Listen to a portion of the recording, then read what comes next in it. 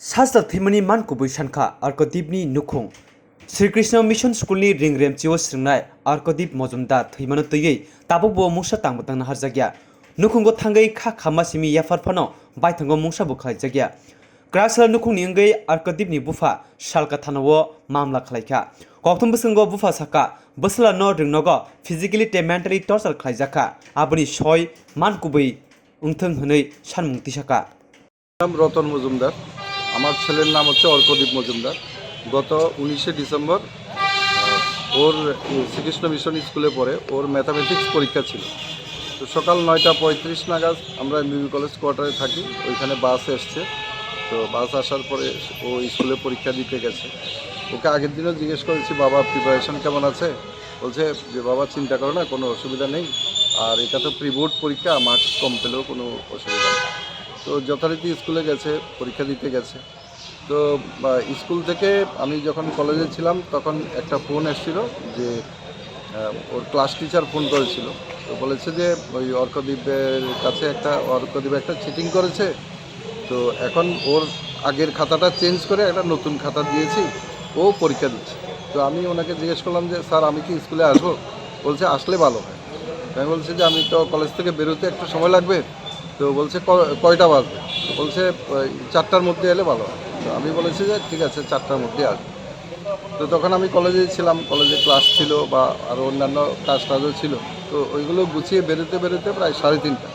তো 3:30টার সময় আমি যখন কলেজের ওর স্কুলের দিকে রওনা দিয়েছি, তো ওই রকম 3:50 নাগাদ আমার কোয়ার্টার থেকে, আমার পাশের কোয়ার্টারে থাকেন এরকম একজন আমাকে ফোন করে জানিয়েছেন যে রতনদা আপনি কোথায়, আপনি তাড়াতাড়ি কোয়ার্টারে আসেন। তো আমি বলছি যে কী হয়েছে? বলছে রিত। আরে রিত কী হয়েছে, মানে কোনো কিছু বলছে না। তো আমি ভাবলাম যে সিরিয়াস কিছু হয়েছে। তখন ওইখানে দাঁড়িয়েই আমি অ্যাম্বুলেন্সকে ফোন করেছি।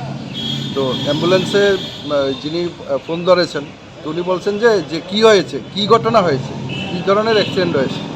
আমি বলছি যে অত ডিটেলস তো আমাকে কিছু বলেনি, বোধহয় মাথা ঘুরে ফিটটিট হয়ে গেছে, এরকম বলেছে, যে আপনারা একটু কাইন্ডলি তাড়াতাড়ি আসুন। তো বলছে যে আপনি 3-4 মিনিটের মধ্যে আরেকটা কল পাবেন, ওই কলটা অবশ্যই রিসিভ করবেন। তো ওই ফোনটা কাটার পরে আরও 2টা ফোন এলো, ওই কথা বললাম ওইখানে দাঁড়িয়েই। তারপরে ওই যে অ্যাম্বুলেন্সের যিনি ড্রাইভার ছিলেন ওনার ফোন এলো। তো উনি বলছেন যে আপনার বাড়িটা কোন জায়গায়, আমরা কোন জায়গায় আসবো। তখন আমি বললাম যে আমরা লেক ভিউ কোয়ার্টারে থাকি, ওই মডার্ন ক্লাবের এখানে লেক পার্ক দিয়ে উঠলে ডানাতে, কলেজের গেটটা উঠলেই ডানাতে আমাদের কোয়ার্টার, আপনি তাড়াতাড়ি একটু ওইখানে আসেন।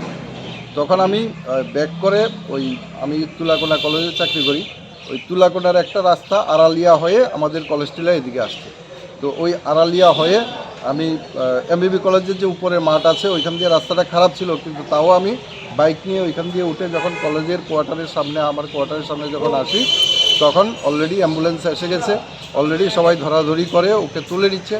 তো ওই সিচুয়েশনে 2-1 যে যারা দেখেছে ওদের কথা হাবভাব, তারপরে বুঝে ভাবলাম যে খুবই সিরিয়াস কিছু হয়ে গেছে। তখন অ্যাম্বুলেন্স জিবি হসপিটালের দিকে রওনা দিল, আমিও পিছনে বাইক নিয়ে জিবি হসপিটালে গেলাম। তো জিবি হসপিটালে যাওয়ার পরে ডাক্তাররা অনেক চেষ্টা করেছেন এমার্জেন্সিতে, তো কোনো কিছু হয়নি, মুহূর্তের মধ্যে সব শেষ হয়ে গেল। তো পরে আমার মেয়ে ঘরে ছিল, তো মেয়ের কাছ থেকে শুনলাম যে ওর কাছ থেকে খাতা নেওয়া হয়েছে, ওর পেন্সিল বক্সের মধ্যে ভুলে একটা অঙ্কের ফর্মুলা ছিল। তো আমরা পরবর্তী সময়ে 22 তারিখে স্কুলে গেছিলাম যে কি হয়েছে, কি ঘটনা হয়েছে, কি কারণে ছেলে এরকম একটা এত বড় সিদ্ধান্ত নিল, এরকম একটা কাজ করলো, ওইগুলো জানার জন্য আমরা স্কুলে গেছিলাম। তো স্কুল আমাদের সঙ্গে কোনো কোঅপারেট করেনি, বলছে স্কুলে এরকম কোনো কিছুই হয়নি। তো আমরা বলছি তাহলে আপনারা সিসিটিভি ফুটেজটা দেখান। যেই 25 নাম্বার হলে বয়েজ ব্লকে ও পরীক্ষা দিয়েছে, সেখানে দুইটা সিসিটিভি ক্যামেরা ছিল। ওরা 1.5 ঘন্টা ধরে 2 জন লোক এদিকে ঘুরিয়ে ওইদিকে ঘুরিয়ে দেখালো, কিন্তু যেই হলে পরীক্ষা হয়েছে ওই হলের কোনো কিছু দেয়নি। তো আমরা অলরেডি ওনাদের কাছে একটা রিটার্ন অ্যাপ্লিকেশন করেছি যে ওই দিনের ঘটনার বিষয়ে আমাদের জানানোর জন্য এবং টিভি ফুটেজ দেওয়ার জন্য। তো সেটা 22 তারিখের ঘটনা। তারপর থেকে আজ পর্যন্ত এখনও ওনাদের কাছ থেকে কোনো রেসপন্স পাইনি। তো এই যে আমার ছেলে ঠিক আছে, একটা ম্যাডামের কাছে বাংলা পড়ে বা অন্য তো ওই টিচারের মধ্যে একটা থাকে যে আমার কাছে পড়ে না, যে তো সুতরাং ওর কাছে না পড়লেই যে একটা ভিন্ন ধরনের ব্যবহার। তো এরকম কিছু টিচার স্কুলে আছে। তো এই ধরনের ঘটনাগুলো আগেও হয়েছে, কিন্তু মানে এই ঘটনার পরিপ্রেক্ষিতে ছেলেকে এরকমভাবে মানসিকভাবে ভাবে মানে আঘাত করবে, এবং সেই আঘাতের পরিপ্রেক্ষিতে সে এত বড় একটা কাজ করবে যে 16 বছরের একটা জলজ্জন্ত ছেলে মুহূর্তের মধ্যে সব কিছু শেষ হয়ে গেল। আমরা বাবা মা হয়ে আত্মীয় স্বজন যারা ছিল তারা কারোরই কোনো কিছু করার ছিল না, মুহূর্তের মধ্যে সব শেষ, সব কিছু শেষ হয়ে গেল। আমার মিসেস 13 বছর ধরে এই স্কুলে সার্ভিস দিয়েছেন, শ্রীকৃষ্ণ মিশন স্কুলে। সবাই পরিচিত, সবাই পরিচিত, আমার পরিচিত। আমার বিলোনিয়া কলেজের স্টুডেন্ট, রামঠাকুর কলেজের স্টুডেন্ট, হিন্দি স্কুলের স্টুডেন্ট এই স্কুলে আছে। গেলেই বলে স্যার কেমন আছেন, ম্যাডাম কেমন আছে। তো এই মানে পরিচিতের মধ্যে এই ঘটনা হয়ে গেল। এই মৃত্যুর জন্য আপনি কাকে বেশি দায়ী মনে করছেন? মানে এখন তো ডাইরেক্টলি কাউকে বলতে পারছি না, যা পরস্পর গার্জিয়ানের থেকে শুনেছি, আমার মেয়ের কাছ থেকে শুনেছি রাহুল স্যার ওইটা পেয়েছে। তারপরে গৌরাঙ্গ মুহুরি বলে বাংলার একজন স্যার আছেন, উনি ব্লক ইনচার্জ ছিলেন, ওনার কাছে হ্যান্ডওভার করেছেন। ওরা ক্লাসরুম থেকে বাইরে ডাকিয়ে নিয়েছে, সে কান্নাকাটি করেছিল। কিছু ছাত্র আমাকে বলেছে যে আমি এটা থেকে আমি কোনো কিছু করিনি, কপি করিনি।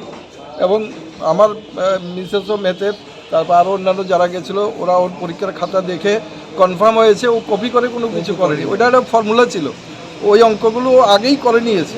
যখন মানে এটা বলছে যে পেয়েছে, তার আগেই সেই অঙ্কগুলো করে নিয়েছিল। আচ্ছা, এই ঘটনার পর পুলিশের কোনো সহযোগিতা পেয়েছেন এখন পর্যন্ত? পুলিশের সহযোগিতা বলতে আমাদের যে এমবিবি কলেজ কোয়ার্টারে যারা থাকেন, পুরুষরা যার যার কলেজে ছিলেন, ম্যাডামরাই ছিলেন বেশিরভাগ। তো যারাই খবর পেয়েছেন এসে কেউ কেউ অ্যাম্বুলেন্সের জন্য, গাড়ির জন্য কলেজ টিলা আউটপোস্টে গেছিলেন। তো আমি যতটা শুনেছি কলেজ টিলা আউটপোস্ট একটা আনন্যাচারাল ডেথ হিসেবে মানে ওনারা একটা কেস নিয়েছেন, এবং আমার কাছেও আমাদের কোয়ার্টারে কথা বলার জন্য এসেছিলেন। আজকে কি লিখিতভাবে আপনারা এফআইআর করা হয়েছে? হ্যাঁ, আমরা লিখিতভাবে এফআইআর করার জন্য আসছি। এখন যিনি অফিসার ইনচার্জ উনি আছেন, উনি এলে এফআইআরটা কারোর বিরুদ্ধে করছেন না স্কুলের বিরুদ্ধে? স্কুলের বিরুদ্ধে। রাহুল যে নামটা উঠে আসছে তার বিরুদ্ধে? রাহুল স্যার ওই হলে ডিউটিতে ছিলেন, যিনি প্রথম এইটা মানে করেছে। ওই স্কুলে তো মানে আরো অনেকেই পরীক্ষা দিচ্ছে, তার সাথে কি কথাবার্তা হয়েছে? তার সাথে গার্জিয়ান, দুই একজন গার্জিয়ান, ইভেন কি গার্জিয়ান স্টুডেন্ট শ্মশানেও গেছিল। আরও এরকম অনেকের সঙ্গে কথা হয়েছে। আপনার কি মনে হয় যে স্কুলের কোনো গাফিলতি আছে? অবশ্যই গাফিলতি আছে, না হলে 16 বছরের একটা ছেলে এই মুহূর্তের মধ্যে আধ ঘন্টার মধ্যে এরকমভাবে নিজের জীবনটা শেষ করে দেবে, এটা তো মানে কল্পনাই করতে পারছি না। চেয়ারফুল ছেলে, এরকম একটা ঘটনা তাহলে হলো কি করে? বাবা ছিল না, মা ছিল না, শুধু মানে দিদি বোনটা এনআইটির মানে এখন ভ্যাকেশন চলছে, ওই ছিল বাড়িতে। তো এরকম একটা ঘটনা হয়েছে। কলেজের যে প্রিন্সিপাল ওনার সাথে কি কথা বলছেন? স্কুলের প্রিন্সিপালের সঙ্গে কথা বলেছি। প্রিন্সিপাল দুইবার ওই পরীক্ষার সময় রাউন্ডে গেছেন, কিন্তু প্রিন্সিপাল নিজে এই ঘটনাটা জেনেছেন 3টা 30 মিনিটের সময়। 3টা 30-এ মানে যখন অলরেডি সে বাড়িতে পৌঁছে